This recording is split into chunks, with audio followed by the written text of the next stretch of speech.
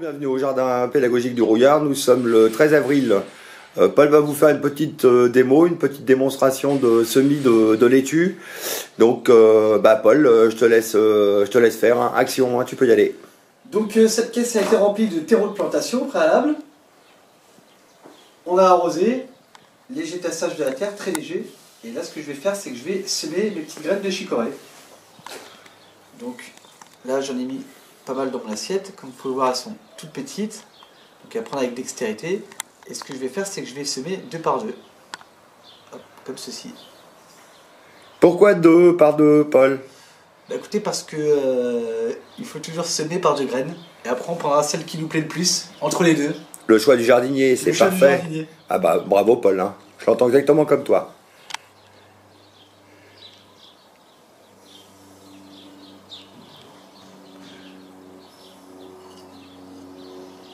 Alors, comme vous pouvez le constater, il faut quand même une certaine dextérité, une certaine finesse au niveau du doigté. Donc l'objectif c'est de mettre 2 graines. Pourquoi? Parce que sur les 2 graines on est sûr d'avoir un réussite. Donc on choisira, comme l'a précisé précédemment Paul, le meilleur plan en fait de salade. Hein. C'est parfait. Un peu de terreau de semis, une légère couche. La couche supérieure ne doit jamais excéder 2,5 fois la taille de la graine. Donc on va y aller légèrement. Ah, c'est parfait. Alors là, Paul est en train de tamiser hein, le terreau de semis avec ses mains. Voilà, c'est parfait. Et voilà, on peut dire que nos 2 lignes sont prêtes. Faire un petit zoom. Bah, c'est superbe, c'est du super bon travail. Bah écoute, je vais me permettre de filmer ce que tu as fait au préalable. Oui, là tout ça, ça a été fait, c'est terminé. Donc on a différentes variétés, hein. De la laitue paumée, de la chicorée, de la batavia, de la blonde de Paris. Il n'y a plus qu'à attendre que ça pousse, ça va le dire très très vite. Hein. À savoir qu'entre le moment où l'on sème et le moment où l'on récolte une laitue, il faut compter 2 mois et demi. Donc ça va très très vite. Bonjour, nous sommes le mardi 14 avril. Julien va nous faire une petite démonstration de plantation de plants de laitue. Alors donc, on a tiré une ligne. Comme vous pouvez constater, on a nos choux qu'on a laissé monter en fleurs. Pourquoi? Parce que en feuilles, en fleurs. Pourquoi? Parce que ça va faire de l'ombre à nos salades de printemps, ce qui est une très très bonne chose. Alors Julien, je te laisse commencer. Action, tu peux commencer. Voilà. Alors Julien vous montre comment dépoter. On voit le beau petit système racinaire de nos plants qui sont faits maison. Une petite tranchée, gentiment, avec le petit pantoir, Julien rapporte la terre. Alors, à savoir que là, on est vraiment sur notre parcelle, permaculture. La terre n'a pas été retournée au motoculteur. Voilà. Donc, une première laitue. Tu nous montres, si tu veux bien, Julien, l'espacement avec ta petite pige. Alors, on a un petit espacement qui fait approximativement 25 cm, ce qui est bien suffisant. Voilà. Donc Julien dépote. Attends, je fais un petit zoom sur le système racinaire si tu veux bien, Julien. Voilà, on voit bien. Alors, montre, tu retournes maintenant. Hein, vous pouvez constater que Julien travaille également avec délicatesse. Hein, donc, il fait attention aux plantes. Donc, c'est un bon moyen de dépoter. C'est parfait. La petite pige de 25 cm. Et on rabat la terre. Et on rabat la terre. Et comme vous pouvez le constater, il doit être approximativement 14 heures. Nos petites laitues vont être protégées du soleil sans pour autant manquer. Voilà, affaire à suivre. Merci à tous. Nous sommes toujours le mardi 14 avril. Donc Paul va nous faire une petite démonstration de semis en caisse cette fois-ci. Donc une caisse qui a été récupérée, une caisse à poissons d'ailleurs je crois, au demeurant, qui a été récupérée en fin de marché. On fait du développement durable, donc on se sert de tout ce que l'on peut récupérer. Donc ça c'est quand même assez intéressant. Alors Paul, écoute, comme j'aime à dire action, c'est à toi d'expliquer comment tu vas procéder. Donc au préalable, avant de semer, je vais utiliser cette petite tapette. C'est pas une tapette. On fait la petite démonstration, je te remercie. Donc Michel, comme tu l'as bien expliqué, on a notre terreau de plantation. Et là, ce que je vais faire, c'est que je vais tasser ce terreau avec notre petit tassoir. Voilà, Très bien, fait maison, hein, tout simplement. Toujours. Alors l'intérêt, dis-moi Paul, de tasser, à quoi ça sert? Alors Paul, dis-moi, tu tasses, mais tu tasses pourquoi, s'il te plaît, que les gens puissent comprendre? Alors l'intérêt de tasser comme ça notre terreau, c'est pour éviter que les semences retombent. Très bien, quand tu arroseras. Quand j'arroserai, exactement. Ben, c'est parfait, hein. Je l'entends également comme cela. Bravo Paul, c'est parfait.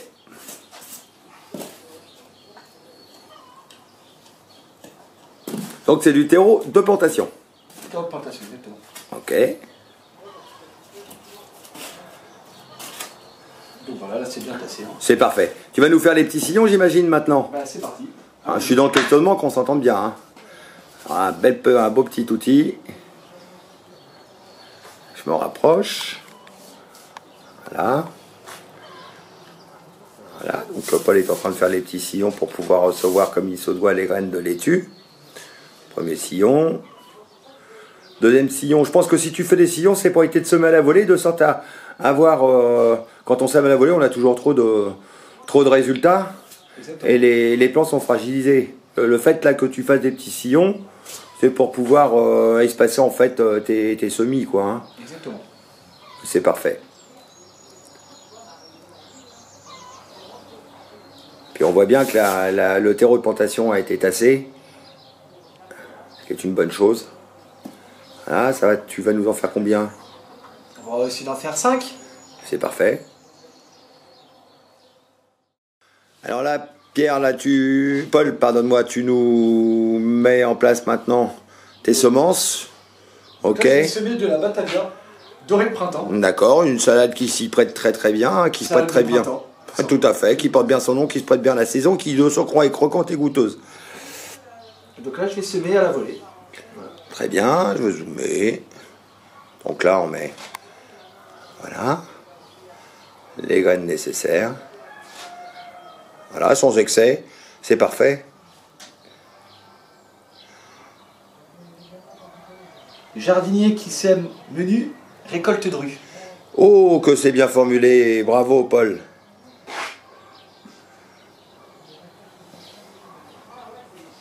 Je vais en faire un autre sillon. Oui. Alors là, Paul utilise ses doigts, mais vous pouvez aussi travailler avec un semoir. Quoique je le recommande pas trop, parce que les semis de salade sont vraiment minuscules. Tiens, on va faire un petit zoom. Hein, c'est vraiment ridicule, c'est très très fin. C'est un peu comme la pelouse en fait. Hein. Donc, dans le semoir, malheureusement, on a du mal à gérer le débit. Même en mettant le plus petit trou du semoir, on a tendance à en mettre toujours de trop. À la main, bon, c'est bien aussi d'avoir un contact avec les graines. C'est parfait. Alors Paul, qu'est-ce que tu vas faire maintenant? Tu vas nous mettre sur ces deux lignes du terreau de semis, j'imagine? Exactement. Eh bien, tu vas nous montrer comment tu fais. Toujours le même principe. Hein, Paul le tamise avec ses mains. Il ne faut pas avoir peur d'être en contact avec le semis, hein, le terreau de semis ou la terre. Bien au contraire. Hein. Voilà. C'est parfait.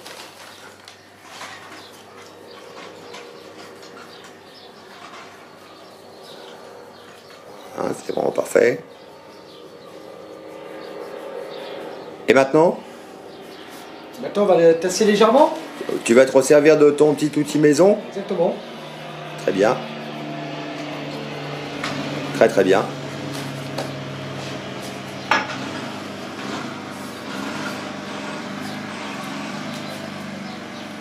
Ah, c'est superbe. Ah, c'est pas plus compliqué, c'est tout simple hein, en fait. Hein. C'est tout simple. Le fait aussi de semer, de faire ses semis, au lieu d'acheter les plants en jardinerie, bah, l'intérêt c'est de pouvoir avoir moult variétés. Et puis on a ici, comme ailleurs aussi, hein, quelques nuisibles, je pourrais citer le top 1. Donc le fait de faire ses semis, ça permet de changer ses plants quand on les met en terre. Et puis de pouvoir constituer de belles lignes de plantation, hein, bien uniformes. Eh bien c'est parfait, il manque quoi là maintenant alors Paul pour pouvoir finir ton travail? Bien écoutez, pour pouvoir finir mon travail, mon cher Michel, on va refaire de la batavia, mais cette fois-ci de la blonde de Paris. Très bien, c'est parfait. Eh bien, je te laisse en action. Je vais aller faire un petit post pour voir comment a travaillé Julien sur la plantation justement des laitues que nous avions semées et au préalable, donc au mois de février dans la serre, et que nous sommes en train de remettre en terre, en pleine terre. C'est parfait, je reviens tout à l'heure, Paul. Avec plaisir. Comme vous pouvez le constater, là Julien continue donc à retransplanter les laitues que nous avions semées au mois de février dans notre serre froide. Alors je me répète, mais c'est important, comme vous pouvez le constater, le fait de laisser monter certaines variétés, là bon, on a du chou qu'on laisse monter et qui d'ailleurs fera de très très belles fleurs. Bon, c'est le chou, c'est un crucifère, donc ça attirera également les papillons, les insectes aussi pollinisateurs tels que les abeilles et les bourdons. Hein, c'est très très bien comme ça en début de saison. Et puis en même temps, ça permet sur la planche de culture, hein, où les laitues précoces sont mises en place, les laitues de printemps, ça permet d'avoir de l'ombre. Hein, c'est-à-dire qu'on a du soleil mais aussi de l'ombre. Hein, c'est préférable, donc ça limite l'arrosage. Parce que quand on arrose de trop, bon déjà pour arroser, il faut arroser soit très tôt le matin ou très tard le soir. Mais si on arrose beaucoup, ici on est assujetti à du topin. Donc hein, c'est un verre qui a tendance à se servir avec les pieds de salade, et du jour au lendemain, votre laitue est complètement ruinée. Donc l'objectif, c'est de limiter l'arrosage, de maintenir un taux d'humidité en fait, hein, grâce à cette végétation, hein, aux choux qui sont montés, qu'on a laissé monter volontairement. Eh bien c'est parfait, Julien. Paul, quelle sera ta dernière action pour ces semis de laitue de saison? Un bon coup d'arrosage. D'accord, très bien, c'est parfait. Je te laisse faire, que les gens puissent voir. Alors on arrose toujours avec modération, sans excès, à savoir que de toute façon, il sera nécessaire d'arroser régulièrement. On précise une fois de plus que nous n'utilisons que de l'eau de pluie, hein, de récupération de pluie. Donc l'intérêt de l'eau de pluie pour la culture potagère, c'est que cette dernière est naturelle et ne contient surtout pas de chlore. Donc c'est vraiment l'idéal pour la culture. On peut regarder, là voilà, hein, Paul a bien tassé, les graines ne sont pas retombées. Et il n'y a plus qu'à attendre que cela germe. Affaire à suivre, on vous fera un petit post par la suite pour vous montrer que ça a super bien fonctionné, comme à notre habitude, hein, sans pour autant nous vanter, hein, que l'on s'entende bien. Tu vas nous parler des tomates que tu as retransplantées en pot, qui avaient été semées en ligne sous couche chaude. Qu'est-ce que tu en penses? Écoutez, elles se sont parfaitement adaptées à leur milieu. Et comme on peut voir, elles sont bien parties. Elles se sont bien redressées. Complètement. Donc elles sont en train de suivre le bon chemin. Alors ces tomates seront bonnes à repiquer dans approximativement 3 semaines, ce qui tombe très bien parce qu'on a des délais à respecter. Vous voyez, les tomates, on doit les planter après les 5 glaces, bon, comme diraient les anciens, mais à partir du 13, 14 ou 15 mai. Avant, ça ne sert à rien. Hein, le pied végète, hein, ça peut même arrêter la croissance de ce dernier. Oh, c'est très bien. Hein. Donc voilà. Très très bien. Un repiquage de tomates réussi. Donc avec, t'as 25 ou 30 variétés hein, différentes là. Hein. Ce qui est important, hein, je me répète, mais c'est offrir aux enfants, tant aux enfants qu'aux adultes, plein de variétés. Hein, parce que l'objectif c'est que on peut faire comme certains, les anciens, bon ils s'aiment à faire de la cœur de bœuf, de la tomate olivette. Mais bon, l'objectif c'est d'avoir plein de formes, plein de couleurs. On joue sur également les goûts. Voilà. Et la diversité, plus on a de diversité dans un jardin potager, plus le jardin semble vivant. Présentation de nos semis d'officinal, enfin d'aromates. Le 31-3, nous avons semé donc en jardinière du persil. Hein, nous sommes le 14, un petit peu long à lever le persil. Là vous avez de la ciboulette danoise. Bien évidemment, après il faudra les diviser, hein, les retransplanter soit en pleine terre ou en pot pour offrir, hein, parce que l'objectif c'est de pouvoir offrir aux enfants des écoles un petit pied de persil ou un petit pied de ciboulette. Hein, quand ils rentrent à la maison, ça fait toujours plaisir aux parents. Là vous avez ici, je pense que c'est beaucoup plus parlant, vous avez du basilic qui a été semé. Alors ce qui est assez sympa, c'est que, vous voyez, on travaille toujours sur le thème du développement durable. Chez nous, c'est pas un bien grand mot, c'est pas de la philosophie, hein, on est dans l'action. Hein. Vous voyez, on a récupéré donc des pots qui ont été percés. Et puis alors ça, c'est des pots de fromage frais battu qui nous ont été offerts par un cuistot. Hein. Au lieu de les jeter, on les récupère, on sème dedans du basilic.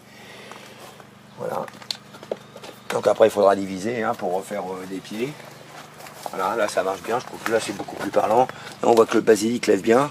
L'intérêt aussi du pot blanc, c'est que ça rejette la chaleur. C'est-à-dire qu'on maintient quand même un taux d'humidité sans trop arroser. Le basilic, il n'a pas besoin d'énormément d'eau. Hein. Voilà, ça marche du tonnerre. Alors Paul, tu vas nous faire quoi là maintenant à côté des laitues? Alors à côté des laitues, on va faire un sillon. D'accord, un sillon pour recevoir les haricots que nous allons semer en ligne. D'accord, bah c'est parfait. Bah alors je te laisse faire, voilà, complètement sur la parcelle de permaculture.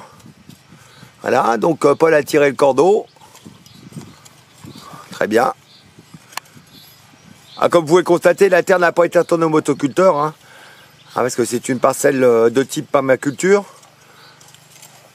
Donc la terre pourrait sembler un petit peu dure, mais bon, pas plus que cela en fait. Hein. Alors, nous sommes le 14 avril, c'est le moment idéal pour planter les mange-tout, les haricots nains. Donc l'objectif c'est de faire 2 premiers semis. Hein, là c'est la parcelle qui est dédiée aux adultes. 2 premiers semis, puis on pourra faire, il faut compter 2 mois et demi également, hein, dans de bonnes conditions pour que les haricots soient bons à récolter. Et puis on fera également donc 2 autres lignes, alors pas au même endroit bien évidemment, avant le 14 juillet, 14-15 juillet, hein, pour avoir une dernière récolte au mois de septembre. Voilà, ben, c'est parfait. La suite dans quelques instants. Paul faire donc une deuxième ligne de sorte à semer les haricots de nain, hein, les mange-tout. Alors l'espacement est approximativement de 20 cm. Alors on travaille serré, hein. On peut travailler un peu plus large, mais on a suffisamment d'espace pour pouvoir, à l'issue de la levée donc de nos graines, quand les graines de haricots seront levées sur 15-20 cm, on aura suffisamment d'espace pour pouvoir les buter. Quoique encore quand c'est serré comme ça, on n'a pas d'obligation. Hein. Alors affaire à suivre. Hein. Comme vous l'avez constaté précédemment, Paul a semé en ligne, donc avec un espacement de 1 cm à 2 cm. Et là il les met maintenant en poquet. Donc Paul, je te laisse un espacement de 20-25 cm. 20-25 cm, très bien Paul. On va prendre un petit peu plus que ça. Hein. Oui. Voilà. Donc en poquet, le poquet c'est quoi? Ça doit venir de pot d'ailleurs. C'est plusieurs graines dans le même trou. Voilà. Donc on a fait un mélange d'haricots au beurre. On a mis du fin bagnolet, on a mis de l'occinelle. Enfin différentes variétés. Voilà, voilà. Maintenant il n'y a plus qu'à voir quand ça va pousser. Et pour finir, Paul arrose. On a des bonnes températures, hein, le sol est bien au-delà de 12 degrés, ce qui nous conférera assurément, avec une bonne semaine annoncée, une bonne germination. Voilà, c'est parfait.